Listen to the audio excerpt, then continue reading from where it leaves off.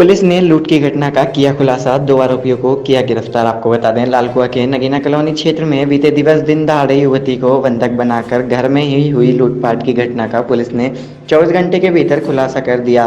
Police ने जानकारी देते हुए बताया कि बीते दिवस युवती को बंधक बनाकर घर में लूटपाट करने के मामले में युवती की मां नसीमा बानो द्वारा कोतवाली में तहरीर देकर घटना के खुलासे की गुहार लगाई थी।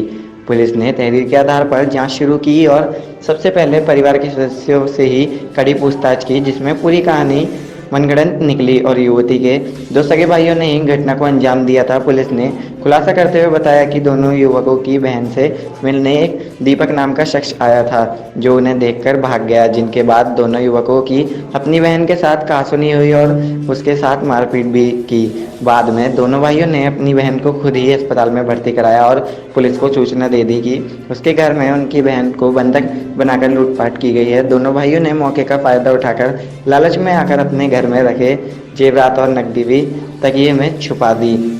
जब दोनों से पुलिस ने सख्ती से पूछताछ की तो उन्होंने पूरी कहानी बता दी, जिसका खुलासा करते हुए पुलिस ने दोनों अभियुक्तों के खिलाफ आईपीसी की धारा 395, 452, 323, 411 के तहत मुकदमा दर्ज कर कार्रवाई शुरू कर दी है। साथ ही अन्य लोगों की भूमिका की जांच की जा रही है। लालकुआ थाने में ये नगीना कॉलोनी का एक मामला आया था कल शाम के टाइम। इसमें बताया गया कि एक घर में एक लड़की को बंधक बनाकर उसमें लूटपाट हो गई है, उसमें कैश और जेवरात वगैरह चले गए।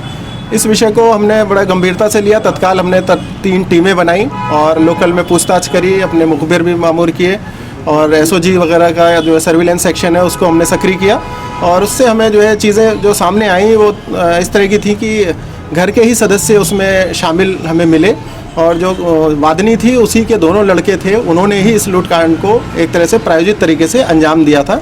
और जब पूरी तफ्तीश करी तो उसमें पता लगा कि उनके घर में कल कोई था नहीं। उस दौरान जो अकेली लड़की थी उसके कोई परिचित कोई लड़का घर पे आया था।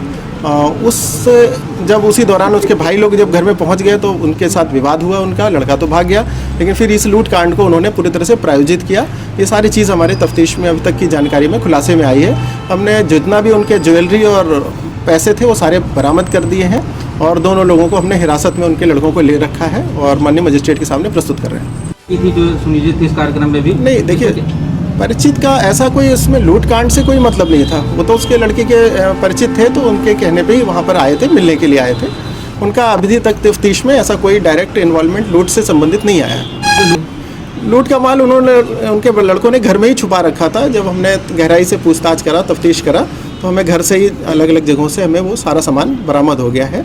लगभग 6.5 लाख रुपए का सामान है, वो सारा हमने बरामद करके उसको जो है ले लिया है। तो हमारी जानकारी में आया वो ये दोनों लड़कों के मन में लालच आया था। घर में उनके पैसे थे, माँ बाप थे नहीं घर में। उन्होंने अपने माँ बाप को इस तरह से जो है कहा कि घर में लूट हो गई है ताकि वो पैसा जो है आपस में वो लोग शेयर कर लें। बहन को पता नहीं, अभी तक तफ्तीश में अभी इसको देख रहे हैं कि उसको कितनी जानकारी है और अगर ऐसी चीज़ होगी उसकी भी मिली भगत होगी तो इसमें भी कार्रवाई की जाएगी।